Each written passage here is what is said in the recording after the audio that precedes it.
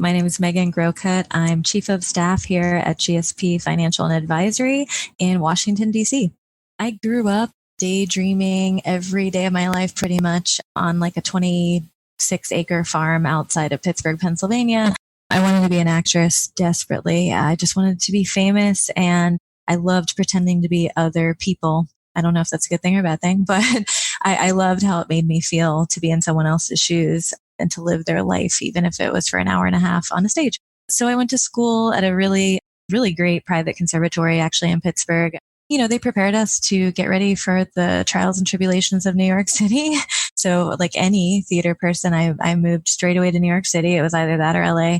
It was extremely hard in New York City, and I was working as a bartender, a bar manager. Then I was managing waitresses at the same bar.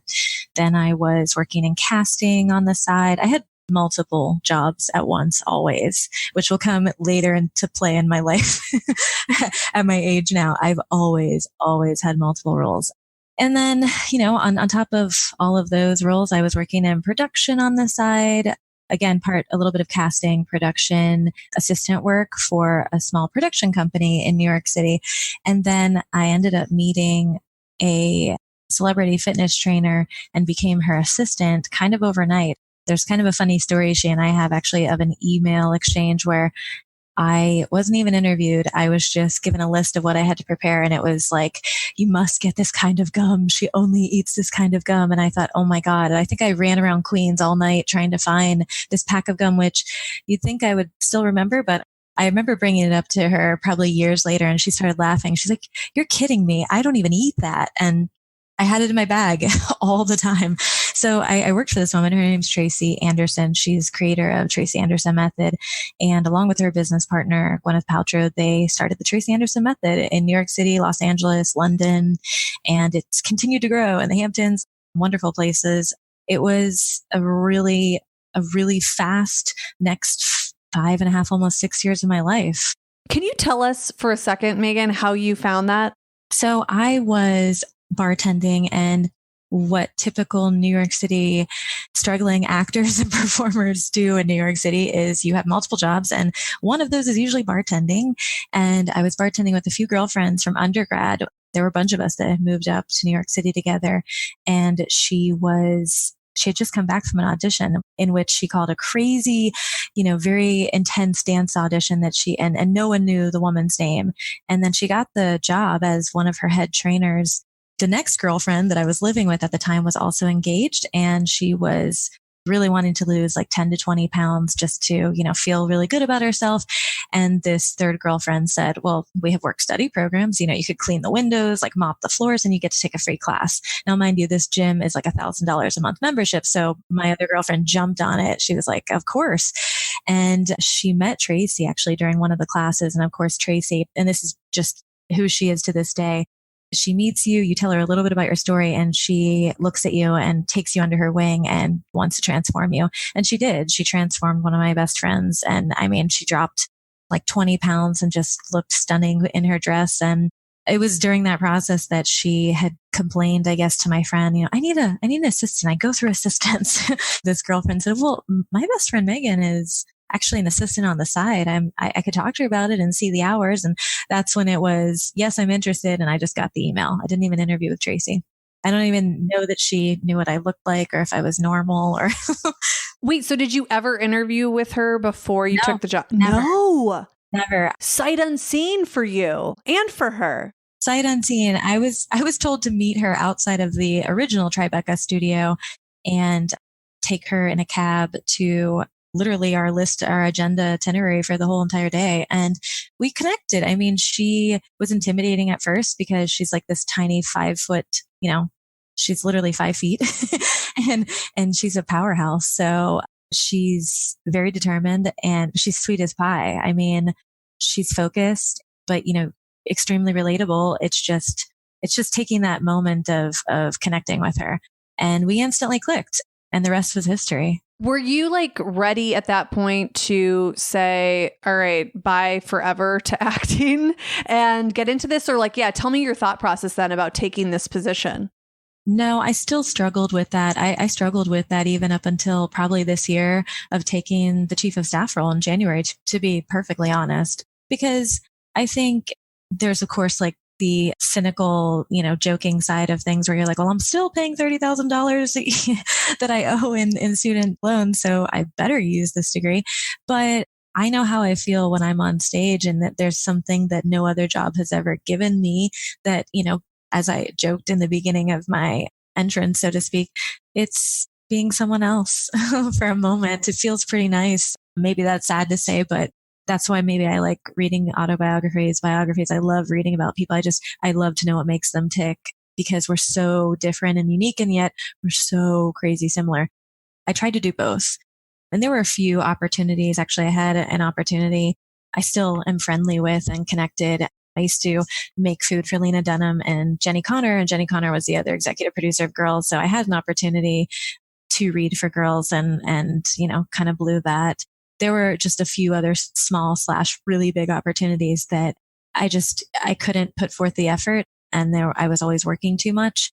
It's a hard reality. You either really have to focus and that be your only goal, and you are perfectly okay with going paycheck to paycheck, or you're just extremely smart and equipped and you set yourself up for success, which at 35 right now is what I tell my team, is that now it's clicked for me. Now it makes sense. But, at 22 years old, 23, 24, 25, I felt very sorry for myself. I didn't totally know why I wasn't getting the big break. I didn't know. I thought I was putting in so much effort.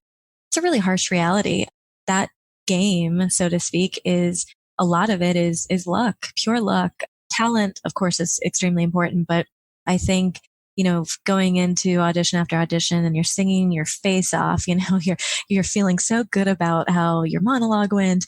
And then the director doesn't even look up from his notepad or her notepad, or nice skirt, Megan, or nice dress. And they don't even really acknowledge that you exist. I can take that any day. It's actually, I can take that kind of stuff any day. It's just, but at the end of the day, you're kind of wondering where your place is in the world. I think you have to come to that realization for yourself that I think you can always have that place that you want, those dreams, those aspirations.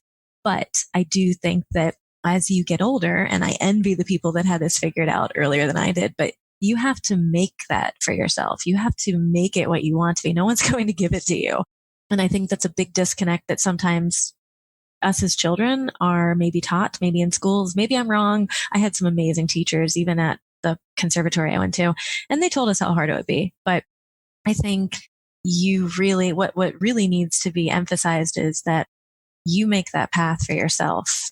No one's going to make it for you, and you'll have help along the way, but you can carve out that little place for yourself in life. It may not be exactly how you pictured it, but if you can salvage a piece of what you're dreaming of, I'd say you're successful. Yeah. And it feels like then, because I was going to ask you, what would you tell somebody about pursuing their passion? And it feels like you would still want them to pursue it because it's at least worth the shot. I don't think you ever want to sit there in life. And I guess this is how I was, because a little side note is moving to New York City and then living in LA. When you go back home to Greensburg, Pennsylvania, which is 45 minutes outside of Pittsburgh, they're like, wow, you moved to New York. And I'm thinking, yeah, I packed my car and I paid a crap ton in rent. Yeah, I did it. Big deal. And I have no savings to, call home. And meanwhile, they're driving a, BMW. I'm like, what's your point? It's taking that leap of faith that I guess in hindsight, I didn't realize I was very comfortable doing, which goes into, my relationship with Tracy and then leaving Tracy. I am somebody that, for me, if I think about it for too long, it'll never happen. So unfortunately for me, or fortunately, however you want to look at it, I'm the person that I joke and say, I cut the umbilical cord and I'm done. I have to move on. I make the step and I move on. Some people like to plan. I think as I get older, I do like to plan a little bit more, but I know that if I don't take that step, it's never going to happen. So moving to New York, yeah, I absolutely say to follow your dreams. Why wouldn't you? I don't think anybody wants to sit there and say, oh, I shoulda, coulda, woulda with this, and this, A, B, and C. I didn't want to feel that way with my life. It's not it's not that anything terribly wrong ever happened. We all have our childhood stories, but I just wanted to know what else was out there. And my parents, could barely afford an admission fee, like submitting your actual application for college. I remember asking to go to different schools and apply because there were some other great schools. They couldn't even, afford to take me to New York City or get me on a bus to go to New York City. So I had some harsh realities too. And now as an adult, I look back and say, oh gosh, I wish I were a little bit smarter when I was 18. Maybe I could have worked overtime on my, after school jobs and saved money, but I had no clue. I literally had no clue. I didn't know what was in store for me.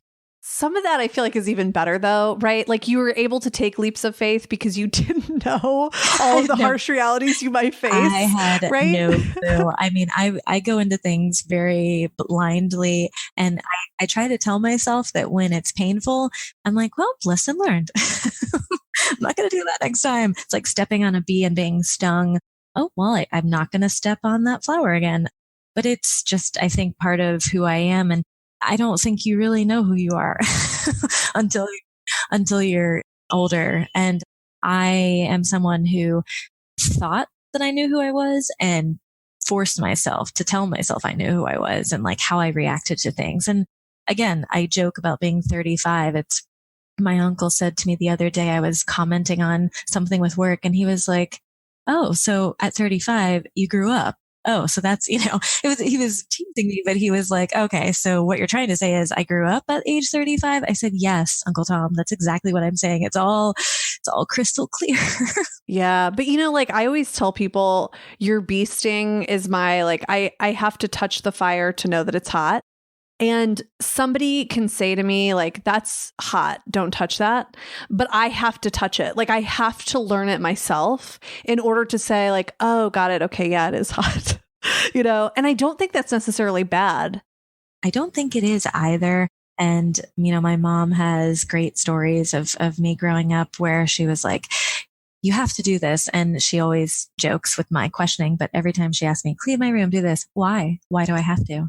Well, but I want to know exactly why. I need to process it. And my mom's like, I'm not psychoanalyzing a 4-year-old. So just do it.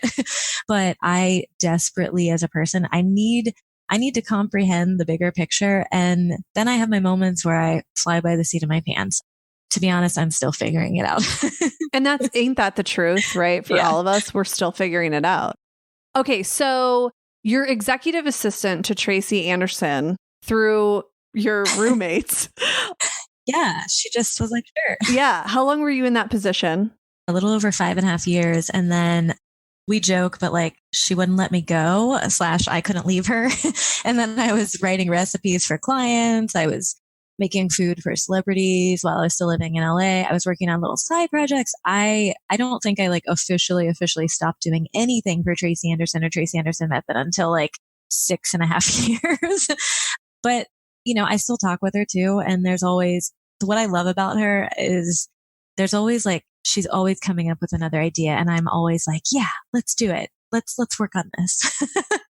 Another year goes by and life happens.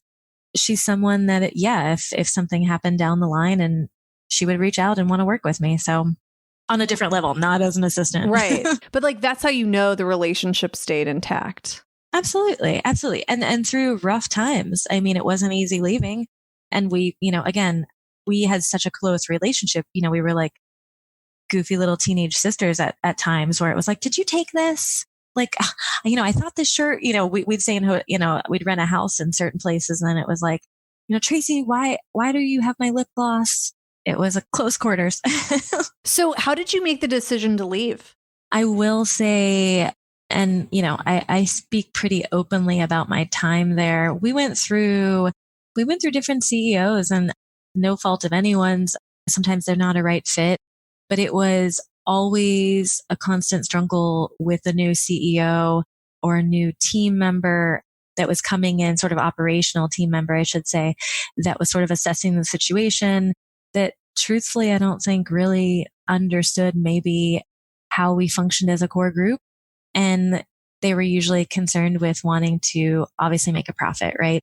I had been working on many different projects and I think I was trying to transition out of the assistant role. I'd been working on a lot of projects with nonprofits. We were doing collaborations, always wearing many hats. One day I'm scheduling, and in the same day I'm creating a budget for a photo shoot for Hamptons Magazine. Then they're coming to the house. Then I'm also taking behind the scenes photos. Then I'm planning a trip to, California in 2 days. And I'm planning a budget there for, the cover of Health Magazine. Then I'm sitting back and Tracy wants me to help develop her clothing line with her. So I have to come up with a list of like 15 names that we're going to put on t-shirts. And then on top of that, so-and-so needs a recipe change. Joel Silver's wife needs a recipe to be made by tonight. It was just constantly alarmist 911 requests, like all the time.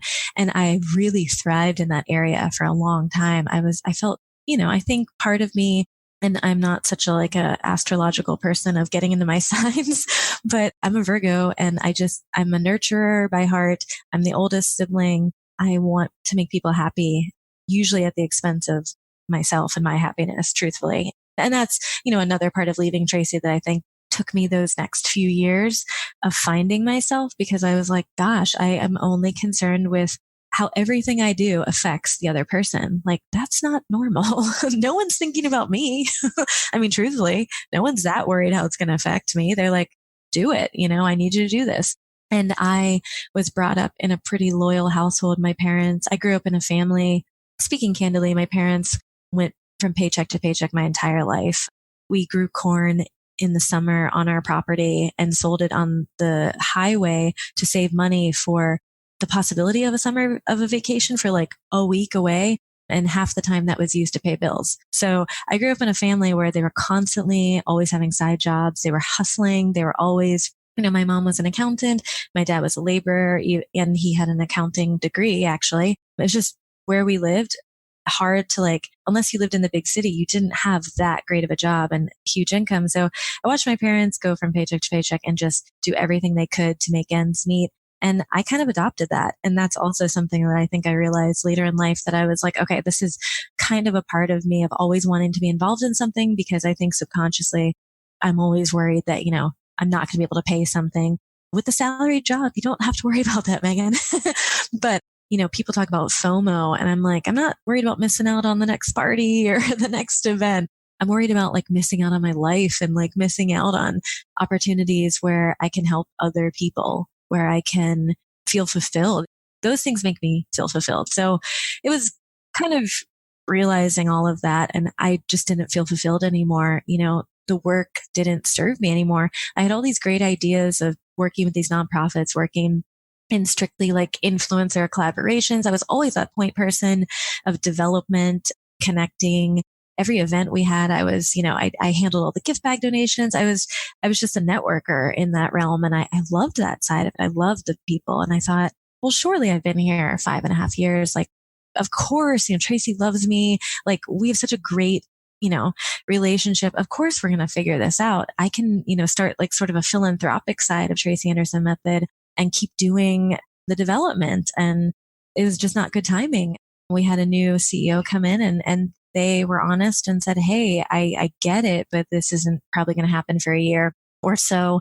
And I had just been told that every year for 5.5 years. And I thought, I don't mean to sound like I was defiant, because, I wasn't throwing fits, but I really did just tell myself, you know what? I have to stand my ground and stick up for what I want. And what I want is not what they're giving me. And I had no life. I literally had no life. I would work 24/7, and I loved it. Don't get me wrong, but I was getting to a point where I was working so hard and I didn't know who I was and why I was doing what I was doing. And I would go on these dates, and complain about some of the things I did. And then I would pull myself out of the picture and sit there hovering over the date, being like, why am I talking about this? Clearly there are some inequalities in my life that I wasn't addressing. And I just pulled the cord. And sometimes we need that, right? You have to be in a situation like that to realize. It's so funny you use the date example, because that's when I realized, when I was chief of staff, I went on a blind date and it was so bad because I didn't have my own life. I was talking about my work. And as I was talking, I was like, you're the worst. Nobody is going to want to date you again. You have that little voice inside your head that's like, shut up. Stop. What am I saying? Yes. I said that to someone once and they looked at me. I was like, you don't have that little voice that's like, stop talking, Megan. You're so annoying. And they were like, no, never. And I said, okay. Oh, okay. That's fine. That realization is important though. Like, I think if you can, that's being self-aware. If you can notice that and say, hey, this doesn't feel right. I don't know why I'm doing this. I mean, I jokingly sounded like, and I think some of my coworkers would tease me. They're like, you and Tracy sound like, I think someone jokingly thought we were a couple too. We did have an inside joke like that because I did go to one of her ultrasound sessions before her first daughter, Penny, was born. But I was driving her there and she's like, do you want to come in? I said, sure. And then, we see the baby and I'm crying and they're like, oh, you guys are so cute. And Tracy and I are like, no, no, no, no, no, no, no, no, no. That's also a moment where I'm like, oh God, I need a life. That's when the lines are blurred. Yeah. Yeah. And what's healthy and what's not healthy. And let's be honest, I never ever stayed in some of the hotel. I'll never stay in the hotels I used to stay in when I would go for work. I'll never be able to afford those things. And that's totally fine. But it was an experience. It'll make a great memoir someday. Yeah. We had Butlers. Did you ever have Butlers in your hotel? We did. I actually had like my initial on one of my pillows in another hotel. I can't remember where it was. Oh, that's good. That's good. Yeah, I was in LA. And they were like, I came up to my room. There was an initial M on it. And I called Tracy and I was like, and I accidentally got her suite, which was really funny. They got the tiny room and I got like this master suite. I think it was the Peninsula. Yeah. The Peninsula like puts your initial on I don't remember what it was. It was somewhere. And I will not get rid of that pillowcase. That is a funny memory. I've never used it ever since then, but I felt that was such like a cool thing. I was like, wow, I've never seen that. Yeah. And you know what? Coming from where you did, I think helps you appreciate those things and not forget them, which I think is really cool because it can be easy to get caught up in that and get used to it where you're like, hello, I used to love, because we would like fly privately. I used to love taking like a Southwest flight, no dig to Southwest, but like I would love taking a normal, regular commercial flight just so I could talk to people next to me and be like, where are you going? And they were like going to visit family or on vacation somewhere. You can connect. Yeah. Yeah. You definitely have sort of a disassociation, right? There are points in the career where, and I did it financially too, actually. I had moments where it was like, we're eating at La Conde Verde in the Greenwich Hotel because Tracy's staying there, which I still love that restaurant. And I will save up all my money just to have the ricotta toast. I don't care what anyone says. But like, I was going there after work because, we'd have after work drinks with my team and, a glass of rosé. And then, the bills were like $60, $70 a person each time. And sometimes I would go out every night of the week. I was not getting paid that kind of salary to live like that on top of New York City rent. And I even lived in Queens. Little things like that where I would have to pull myself back in. And don't get me wrong, I luckily never had like a spending issue, based on, I would take Tracy I'd go to Isabel Marant and just like blow through the card because we needed this for her interview on the Today Show. We had to do that. And I remember those moments. I just tried to be smart about it and I would go on eBay. I'm like, Isabel Marant. Okay. That's $60. I can do that. Okay. And Tracy would always tease me. She would be like, oh, I love that dress. I said, I know it's, Marc Jacobs from eBay. I got the skirt for like $20. And she would say, no way, I'm going to have you do my shopping. And then I was like, no, really, I'll do it for you. Well, it'll be really easy, but you out of touch of reality, right? And then you get pulled back in and you're like, oh, this isn't my life. Okay. I'm not going to get a blowout. Okay. Right. You're like always brought back down to reality. Yeah. Thanks, family and friends, for doing that for us. What I like about your time there too is it's not like you tried once, right, for something else and it didn't work out.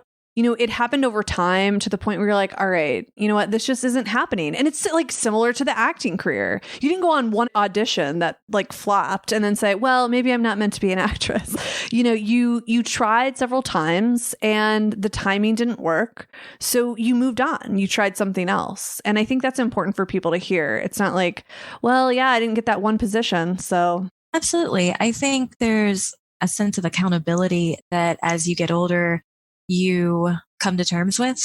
It's not a fun feeling, obviously, but that accountability it translates across the board in any line of work you do, in your personal life, in your relationships, in your work-life balance, in your friendships outside of it, your yoga class. There's some accountability that I think sometimes when we get upset with why the outcome didn't turn out the way we wanted it to, it's someone else's fault. It's easy to blame someone else. You're not giving me what I want. But then there's, again, that moment of inner realization where you're like, but wait, do I really want this? Am I willing to put forth the effort? Did I practice my lines enough? Nope. If you did memorize everything, you thought it went really well, then you just have to realize that it's that by chance situation where you don't know what kind of day this person's having. You don't know what kind of person they are. Maybe they loved you, but it's like that instant gratification that I sometimes think is it's a downfall to some degree. We're constantly looking for that instant gratification. Like, well, did you like this work that I did? I did this Excel sheet. Did you like it? I mean, just be thankful or happy with what you did and the effort that you put forth, because you're the person at the end of the day that has to hold yourself accountable for the outcome of the situation, right? I mean, a percentage of it. There's always other, factors that are involved, but I think that the more, and we know lots of people that do that and lots of people that don't, but the more you hold yourself accountable for things, I think the less ticked off you are at life, the less, sorry you feel for yourself. And that's kind of when I mentioned just feeling sorry for myself because I didn't get this, or they didn't want me for this, or I didn't get this job. It was, okay, well, maybe you're not doing something, Megan, and you need to figure it out. It was a wake-up call, and I'm still doing it, to be honest. Yeah. As you were talking, I was thinking about like how we come into our own and how that was so important, in your early career and finding yourself.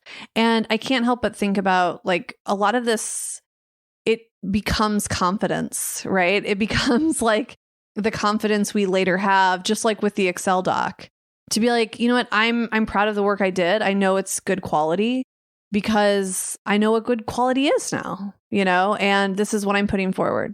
And you put that effort in, and that says something. Confidence, that's a really sticky subject for me. I've had a lot of therapy sessions that were actually not therapy sessions. They were actually career coaches that, God love them, I secretly turned them into my therapist, whether they wanted to or not.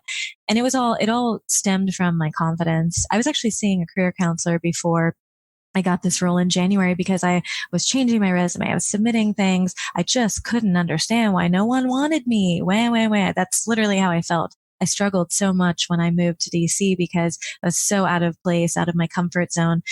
But I'm a fighter, I guess, or so I'm told. My boyfriend politely was, he was so proud of me when I got this job because he said, you didn't have anybody make a phone call for you. You literally submitted your resume, put yourself out there, and you got the role. I mean, you have to give yourself some credit. And I didn't think about it because I was still focused on the 6-month struggle, literally 5-month struggle, whatever you want to call it. It's confidence. I did not have confidence. Same thing when I left Tracy. Same thing why I was with her for 5.5 years. I didn't have the confidence to really speak up about other things I wanted. I tried to, and I wouldn't even say that I had the confidence when I quit. I still had no idea what I was doing. I didn't even have a job lined up. I just knew that I felt sick to my stomach. I mean, I literally was sick and saw a doctor and thought that there was something wrong with my reproductive organs because I was not getting my period. Things were off. They were like, you're stressed, dear, figure it out. And I did. And I quit. That was in my brain. I'm like, well, this is one solution, is to leave a job that's making me feel sick. And then confidence. I was never really confident in auditions. I was intimidated. I always say I'm sorry. And then sort of that transition into this role. I know we're going to get there, but I think the bigger picture for me was that I finally found a role that utilized me as a person, all my skills, everything that had come together that I'd been working on since 2006, all the jobs I had. I finally was placed, like somebody looked at me and said, oh, this makes sense that you would be in this role. And I had been begging people to do that for me for years, which may have not been the best approach, but I didn't know. I literally wanted someone to tell me. I mean, I truthfully was like, please, anybody, just tell me what I should do because I don't know. I have a million ideas on whiteboards that make me want to kick myself. And every time other people ask what I want to do, I have so many interests. So I literally cried when I got the job because I truthfully felt, I was like, oh my gosh, I don't even know. I've never heard of this role except in like White House lingo. And this is the perfect role for me, I get to mentor people on what I did wrong, when I was 25, or why it's important, to emphasize this with a client, or how extremely important it is to foster those relationships and what retention means. And those are things that I learned the hard way, just like everybody else. I know I'm not above that. Everyone's gone through it, but I am so passionate about having worked for startups. Tracy and even like the production company, they were all startups. They started with one or two people, and you make mistakes and you learn from those. And I just felt that I had finally found a home, truthfully. And I was so emotional about it because I was like, oh my gosh, somebody who actually doesn't even know me is looking at me and looking at my resume and not feeling like I'm such a misfit. They're looking at me and saying, oh gosh, you've done a multitude of things. Yeah, they've been all over the place, but like you at least have like some crazy life experience. We want that. It felt so good. It felt so good. Thank you for saying that. I often say when I found my chief of staff role, it was like coming home. And so I relate to that on so many levels. And I think it takes someone else to recognize that within us. In your case, it's your boss at GSP. For me, it was my former boss at Ariel who looked beyond what my resume said, where I had been, and instead focused on, who I was and the entire story that I had to tell. And I think that is so important for roles like this. And in the work that we do, you're not going to find a great chief of staff from a piece of paper ever. It just can't happen. The checking of the boxes, people just need to get over that. I mean, I get CPAs, and I do understand there are certain technical skills. You can't say that you are a data scientist and then not be able to do R or some type of language. I get it. But at the same time, checking the boxes, that was the confidence, right? That extremely intimidated me. I was extremely intimidated that my degree was theater, that I couldn't afford grad school. I'm still paying my undergrad. I would love to continue education in some facet, but that's where I try to, another thing I try to teach my team is like, be smart, figure it out, figure out a way to take an extra class, have the company pay for it, get a scholarship. There's so much money out there, have someone sponsor you. It's things that I still try to do, but I think the confidence is just huge. And it's not the confidence of getting in front of someone. It's internal. It's feeling that you can do it, that you are capable. And I think that when you don't have that confidence internally, you can get it from everybody. My mom, boyfriend, friends, family, sister, everybody can shower you with love and tell you how great you are. But at the end of the day, if you don't really like yourself or love yourself or think that you're capable of something, you're your own worst enemy, and you will be the person that essentially deviates your own path. You have no one else to blame but yourself. And that's what I think took me a really long time to realize, even after I left Tracy and right before I took this role. Like I said, when I moved to DC, my boyfriend got a job here and we were making a total change with our lives. And I made every excuse in the book as to why I wasn't finding something. I didn't know what was wrong, but yet I don't think I was really having the conversation with myself of being disciplined with myself. I thought I knew it all. And I think I had to have a little bit of a reality check. And it was the confidence of, truthfully, I think I had to push myself to see what my breaking point was. As weird as that sounds, I needed to fall so hard to see just how quickly I could pick myself back up. And trust me, it really didn't feel great. But I think I had to put myself there because I guess I'm someone, as I'm learning, I'm someone who really needs, I learn from those experiences. I absolutely learn from them. I don't take them for granted. They're every piece of me and they continue to mold me into who I am. And truthfully, on those, everybody has their different path, but I think things do happen for a reason. I was meant to go through a pretty rough time before I found this job. I don't think if it wasn't supposed to be there before, then it was supposed to be there 6 months from now. And that's how I'm viewing it.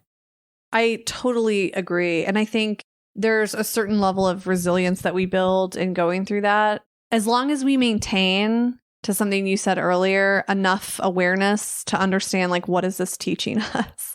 Like, what should we be learning from this experience and not using it as an excuse?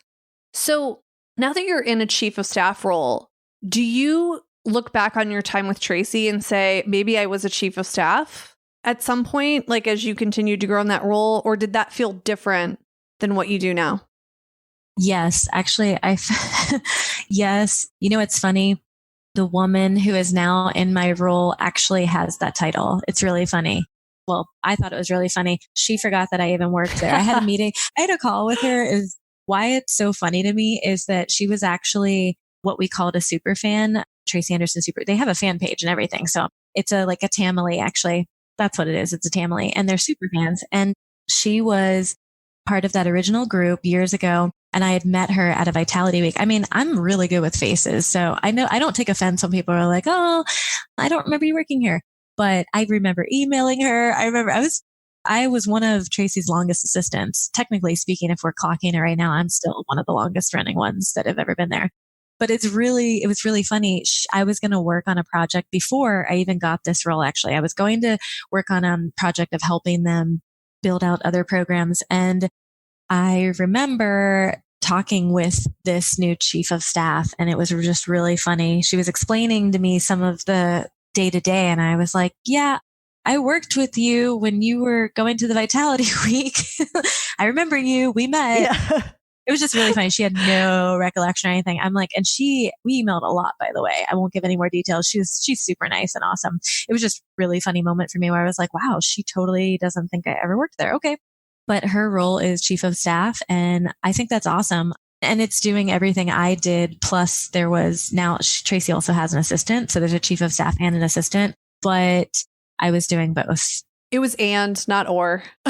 Yeah, it was and, not or. And then we had, I had another assistant help every now and then. I mean, there were so many changes. You'd go through a year where it was you doing everything. Then you'd have a year where you were doing everything. And then somehow we had another person, but you were still doing everything. It didn't matter.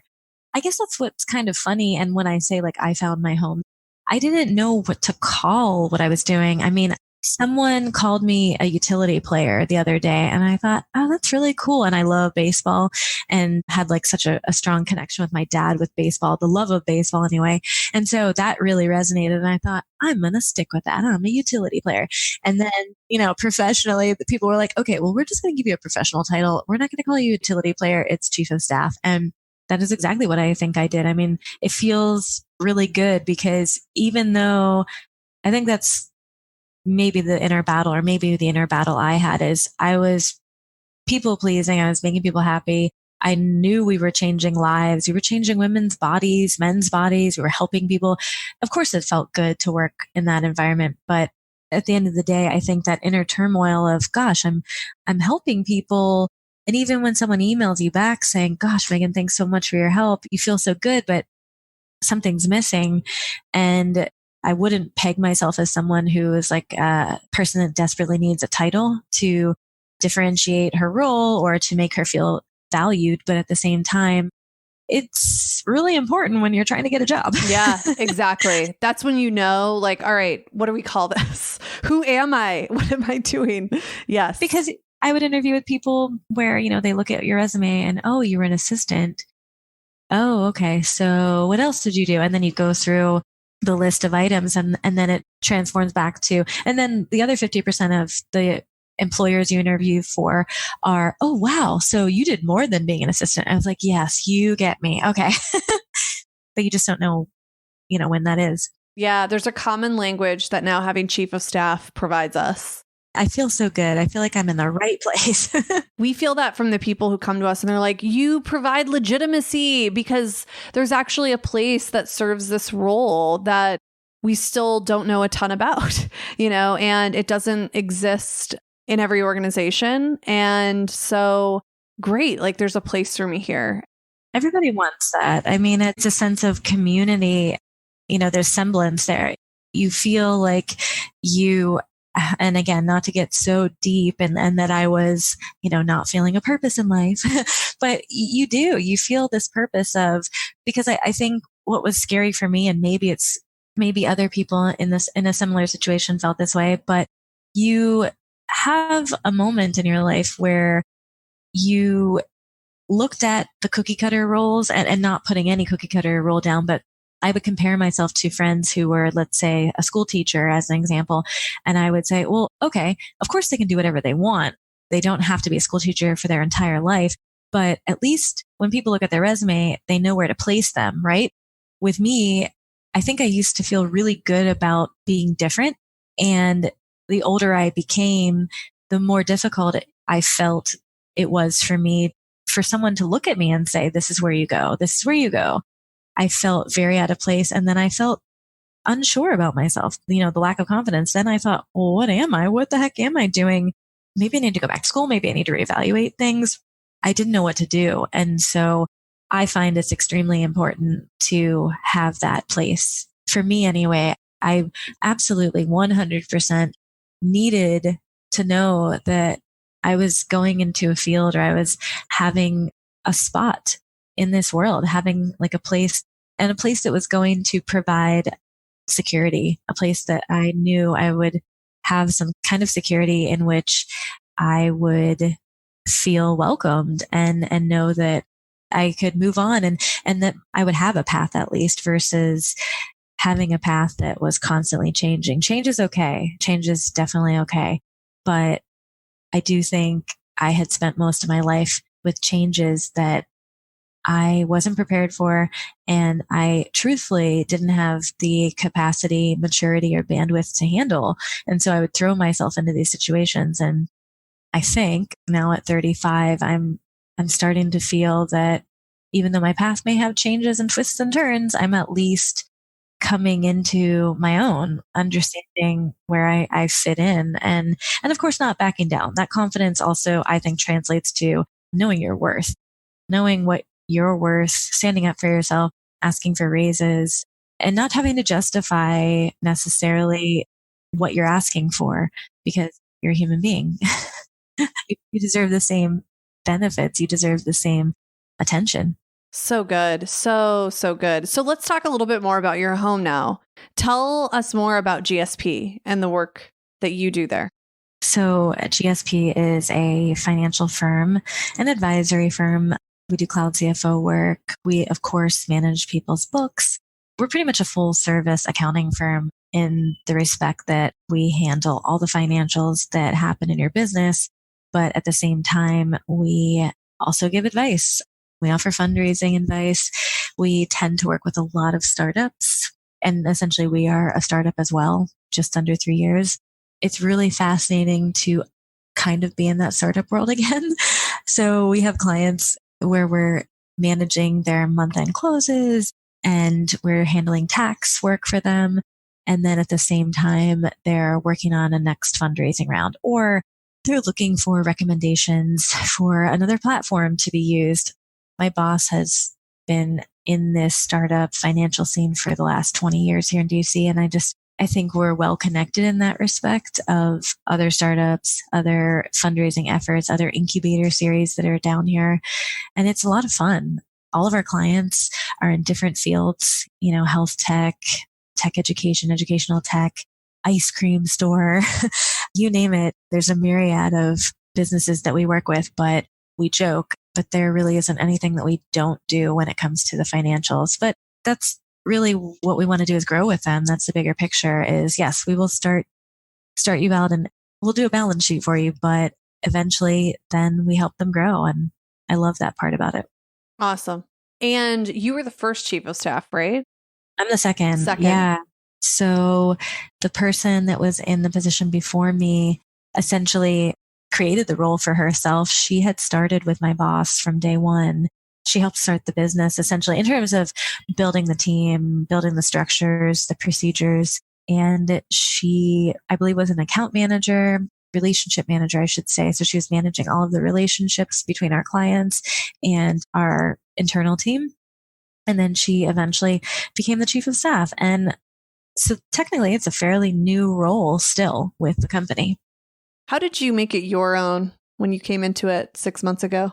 So the previous chief of staff, she was really great. She really prepped me on, I feel like there's like sort of a mentoring process. And then I'd say there's more focus on a mentoring side of how she prepared me for the role versus, again, the step by step. Like tactical. Exactly. Any kind of like day to day internal things that I was working on. Yes, that was easy to learn. But she really prepped me for, I think, what she viewed the team as and where she saw GSP going and where she thought she would like it to go. And she explained those views to me and gave suggestions and stressed, she kind of filled me in on half of the team being young.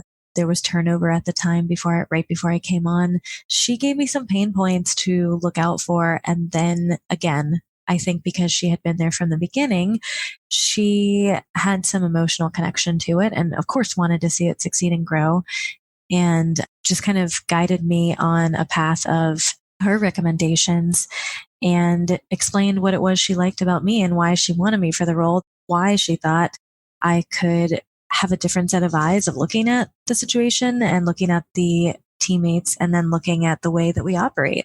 I was flattered by that because I think that's a very mature way of leaving a company, but also showing, again, her care and concern for wanting the longevity of it.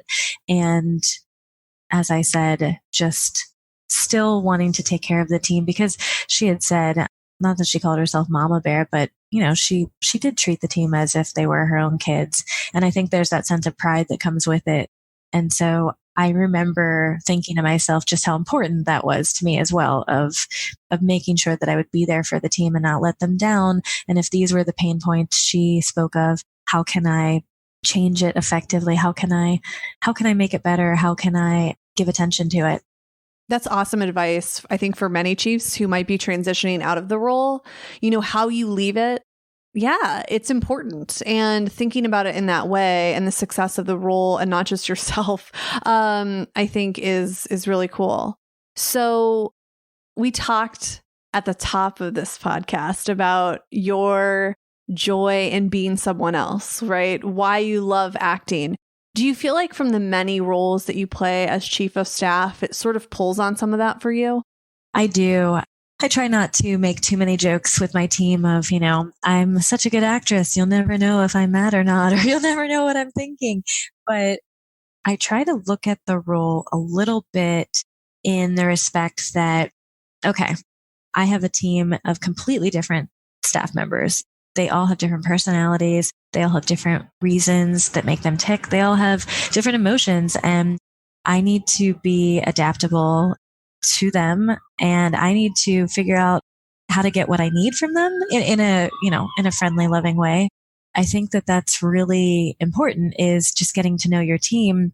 And then, of course, I hope when I say this, I sound really nice and genuine because I mean it in the most genuine way, but I know how to be the person that I need to be when I need to help them, when I need to get information from them, when I need them to understand a situation serious. It's like keeping my emotions in check, right? I mean, I think it's very easy to blow off the handle. It's very easy to be overly friendly. It's very easy to over compliment sometimes. But what I try to do is when you have those moments on stage of feedback from the audience, it's like feedback from your team, like your audience is your team or it's your client. It's also a little bit of stage fright. Like every time I go to talk to my team member about something, I mentally prepare. That's part of the discipline. It's not just because I don't know what I'm going to say. I think, again, the older I've gotten, treating it like acting is you prepare your lines for a role. You don't ever go on stage unprepared, which I've had a million nightmares about. And in fact, when I am preparing for a meeting or there's something bothering me at work, that is the exact nightmare I have is that I'm on stage and people are like, okay, Megan, this was the play you did 17 years ago. You're still in the same role. Okay, the curtain's opening. And I'm like, whoa, whoa, whoa, whoa, whoa. Wait a second. I didn't get the script. It's the same nightmare. In fact, I was telling my boyfriend the other day, because I literally had it 3 nights in a row, like last month. And he said, "That's so funny." I'm like, "No, it's not." It's terrifying. I'm like, it's terrifying. But again, I try to equate that with, I mean, that's my subconscious for sure. That's how I look at it. That's clearly how I look at situations. And that's just how I relate to it. And that's totally fine. That's me. But the stage fright, you have to get over it. I was in a play a year and a half, I guess 2 years ago this September back in Pittsburgh. And it was a brand new play. It was really cool. It was like a fringe festival kind of thing. It was like a one act. And I knew my lines inside and out. In fact, I was like one of the first ones in the cast to have them memorized. I'm over preparing. Opening night, every night, actually, I would get so jittery before. And I'm like, "Megan, you're so annoying. You do this all, what are you doing? This is your thing." But it's because I'm not that confident that everyone's going to like me. It's the same thing with my teammates. It's like, okay, I'm planning and preparing what I'm going to say to them. I don't know that they're going to like it, but I have to also be confident that at the end of the day, I'm making the best decision for them, and I have to accept the consequences. So it's kind of that full circle of the confidence, the consequence, but at the same time, you still have to do it and take the lead. I don't know. I hope I answered that. I'm very guilty of not answering a question directly in case you haven't noticed, which the team also puts me in check. Actually, that's another great thing is I am a person where I can talk for hours. I can talk in circles. My mom, boyfriend, multiple people are always like, "Megan, get to the point." The team, actually, I see the eyes in the room, and they're a great reminder where I'm like, concise, to the point. Shut it down, Megan. Well, but you know how to read the room, right? Just totally. as you learned back. Yeah. And I think that's so critical to this role. You have to know how to read the room, and you have to know how to read your employees. You have to know how to deal with them. And as I said, you have to know how to get what you want out of them too, in a way that serves both of you. You're helping them grow. And I always try to do that. I'm like, "Guys, this is what I did. Please listen to me, because I'm trying to help you move on to the next thing." And sometimes they're, laughing. They're like, "You shouldn't be telling us, on our next role." I'm like, "But that's a fact of life. You're going to leave this role eventually, and that's okay. But you need to build these skills now, because I'm already telling you what I've already done that I don't want you to do." So just listen. Where do you feel like you are on your path of self-discovery? Jeez. I mean, I think it's natural that as I get older, I discover more about myself. I think that this team has given me a lot of self-discovery. I know I've always loved helping people, but I've essentially found another way of helping people that I maybe didn't think of. I think I handle stress better than I did before. I know how important it is to decompress and take care of yourself. I think it just comes with the territory. I've been standing up for myself more. That's probably the biggest takeaway from this role and me growing as a person, is standing up for myself. I had always been given a lot of pushback, or I had always been told, "You're too easygoing. You don't stand up for yourself. Megan just goes with the flow. Well, why don't you have an opinion, Megan? Why don't you have an opinion?" And I think I grew up with the mindset that, and not that I was ever treated this way, but I think I don't know. I never wanted to be a nuisance. I have opinions for sure, but I also have been in relationships and work relationships where sometimes your opinion caused turmoil, or it caused, again, negativity, anxiety. I think I probably learned too quickly that I was like, maybe it's better to just not say what I'm thinking, because I'd rather just have an easy, peaceful day. There's a balance, right? You don't have to be the person who's always so opinionated and no one wants to be around, but you can be the person that has an opinion that also goes with the flow. Doesn't care if it's a, Italian sub this day or a turkey sandwich the next day. I don't know why I have to make a decision.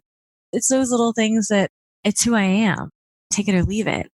I will bend over backwards to do anything you need me to. I know I don't like being lied to, and I know how much that hurts me. And I just, own up to those things about myself. I try not to put unrealistic expectations on myself or other people. I try really hard to take myself out of a situation of what I'm asking and say, is this doable? And if they can't do it, am I willing to help them? And the answer is always yes. I guess one of my biggest things is just coming to terms and understanding that about myself. I think it's just going to continue. I'm going to continue to learn. And that's the beauty of life. We never stop learning, but I do think it's important to take that time for yourself, which is one thing I'm struggling with now for sure. I know I need time for myself and to find that like Megan moment where even if it's like meditating for 10 minutes, even if it's a hot yoga class, I'm not consistent. And I do think those things are really important, but life happens. And as long as you're aware, you need to do it. I think that self-awareness is just, I think it just continues to evolve and grow if you're open. And by being open, as I said before, is being accountable for things. It's like having a real conversation with yourself. Did I screw this up? Okay. Was someone partly to blame? Okay. Well, how am I going to fix this? And I need to move forward. There's so many studies out there too of the stress and just the negativity that you hold in your body. And, I guess sometimes I look at life, I'm like, it's not worth it. It's better to get things off of your chest. I mean, I never wanted to admit fault until I was working for Tracy. And then I kind of saw the repercussions of when you blamed other people, including me being the ones that sometimes were blamed.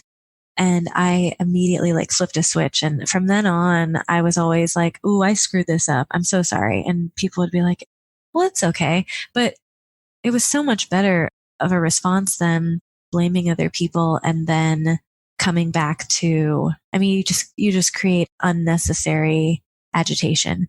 The things we learn through life. Yeah. And everyone's different, but those are important to me. Yes. And you take them and you do something with them in the future. You learn from it and it makes you better. And I think you're a glowing example of that, Megan.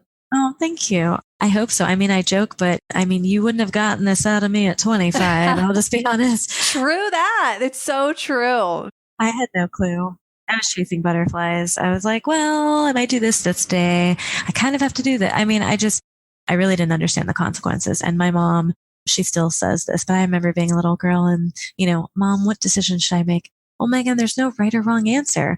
It's just, you have to accept the consequence of that decision. And I would look at her, I'm like, I don't like that answer. Yeah, right. Can you just give me an answer? I totally know what you're talking about. Yeah. But I've been like that all my life. And I think now it finally clicked where I was like, well, Megan, you aren't always going to have someone to tell you what you should do. And thank you, Mom, for instilling that in us early. Yes, moms are the best. They are the best. They sometimes want to hurt us, but no. Yeah, right. Hashtag thank you, Mom. Hashtag thank you. Awesome. Is there anything else you feel like you didn't say that you want to say? This isn't a big topic, but I do think it was important to set your boundaries and to, push. When I was talking about pushing myself to the limit, I think boundaries are so important in your life. And I just started really pushing them and really knowing my limits. I think that comes with time, but that was one thing that I was never comfortable doing. I was never, ever, ever comfortable doing. And I think another part of life is you have to do things that do not make you feel comfortable. That's just how it is. But the more you do it, the more you acclimate yourself to it. And then it's another confidence boost. And then it's another thing on your res. It's a positive change. Like there's no turning back and looking back at a mistake you made. You can only go up from there, which I think is sometimes, again, seeing the bigger picture is sometimes hard for people, but baby steps, right? And when you set things like boundaries, that was actually one of the reasons that I had a hard time with being with Tracy is I didn't set boundaries. Which is why I was burned out. I guess that's the addition of segueing it back into the burnout. I had no boundaries and I was afraid to set them. I was afraid of the repercussion. I was afraid of disappointing her or someone. I think it's really important to address because yes, there are people that are like, I told her I was going home at 5. I don't care. And I couldn't do it. I was like, I'm loyal. I need to help her. I need to fix this. I need to do that. And it's just, you're a human being. You cannot do everything. And that's another hard realization, a hard pill to swallow. But the sooner you start swallowing those realization pills, the faster I think your growth and truthfully, your happiness and your success, those doors open when you start coming to the realization of what you're worth and what you can do, what you're willing to do, what you're not willing to do. You have to be honest with yourself about that. I think that's so important. And that's truthfully where I screwed up a lot in life. Where do you feel like you set boundaries now? Like, can you give us some examples of how you set boundaries? Well, I'm extremely disciplined now. Again, I was not disciplined. I didn't really fear certain repercussions. Not that it's not like Tracy. It's not like anything happened. I always got work done, but there was always too much work. So I knew what things I could push aside. With this role specifically, I'm extremely disciplined. I mean, I get up at 6 a.m. and I'll work on, my personal stuff. I know when I have to get my bills done. I know when I have to reply to a client. And it's not that I'm clocked in from 6 to 8 in the morning and then I get in the office at 9. I'm not overworked like that. I just am strategic. I try to be strategic. I try to prioritize. I try to plan. Same advice I give my team, which I'm just taking again at my age, is set yourself up for success. Why put yourself in a position where you're just going to fail? I set myself up to fail over and over and over and over again. I was freelancing. I was working on a million projects and I would just get overwhelmed at the multitude of tasks. I didn't know how to break each task down and decide what was priority over the next one because I came from a place with Tracy, and right or wrong, where everything was a priority. And if one thing that was a priority last week didn't seem like one, the following week, it wasn't a priority anymore. And then 3 weeks later, the same exact task was 100% a priority and it should have been done 4 months ago. You were pulled in different directions where there was no consistency. And I think that was also hard coming off because it was I don't know, I don't know what's right or wrong here. And with my current role is I know I have a report due every week on Monday. I have the whole day to do it. I try to do it first thing. I try to set myself up for success. I know people come into my office arbitrarily, in a good way. Everybody comes in about something, but if there's a list of things I have to do, what can I push back to the next day? Is it worth it taking me at home for half an hour? Sure, why not? But I don't go home exhausted being I have to work on this for the next 3 hours because I didn't budget my time well. And that's what I think a lot of people do. And don't get me wrong, there are people that are just overworked, understandably so. But I think that, again, setting yourself up for success, evaluate with research. I used to go into Tracy and other, CEOs at the time and it would be I want this career change or I want this role change. And they would say, okay, great. We'll do all the research and do the work and come back to me with a plan. And I didn't know what the heck they were talking about. I was why aren't you just going to do it for me?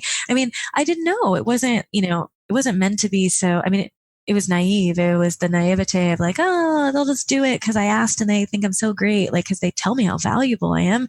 They don't have time. And I wouldn't want to be working on it either if I were your boss. It's you're coming to me with a problem. You're telling me you need it to be fixed. Well, I'll work on a solution, but it's a relationship. Relationships have a two-way street. Sometimes they're 50-50, sometimes they're not. And that's okay. But you still have to do your part. You don't just wash your hands of something and expect someone else to do it. And I think that's a good piece of advice that I try to do. And I try to follow myself. It's that discipline and that structure. I'm someone who needs structure and I openly admit it. I didn't know I needed it. I didn't have it with Tracy and nothing against the organization or the company, but I think they're getting there, but there's so many moving pieces. So often it was really hard to build that structure. You have finances to take care of as well. So if you can't afford to bring someone on to do that, then again, everybody boggles down together and works on it. So you work with what you got, but at the same time, you have to be smart, think smart about these things. At the end of the day, what I've also realized is no one is going to help you and build this for you unless you put in some of the work, if not most of it. That's just life. You sometimes get opportunities where someone presents you with the biggest, best, most wonderful job opportunity. And those are rarities. But for the most part, I think, like I said in the beginning, you have to build your path. And that same thing applies to your job, your role. If you want to move out of this role after 6 months, you need to be strategic about thinking of how you're going to get there and map it out, write it out. You're responsible for your success at the end of the day. And I think the more people realize that, I think sometimes it gets clouded because you're invested in your role sometimes. And I'm speaking from my experience. I was invested. I cared very deeply about what I did and the people I worked for. And I thought that it was, reciprocated. And it's not that it wasn't reciprocated, but at the end of the day, I wasn't looking at it like it's a business and I'm a business transaction. Yes, there's a friendship, but at the end of the day, they will find someone else and someone else will do just as great of a job, if not better. But how do I get to where I want to be? Well, they're not going to do it for me. You're all you've got. Yeah, and that's really important. And I envied the people that just knew that. I didn't know. And I think part of it had to do with the environment, and when you're told, when you buy into the culture, there's a lot of factors and it is what it is. It's no hard feelings at the end of the day, but you just have to be smart and have your own realization moment where you create your own future and no one else can dictate that.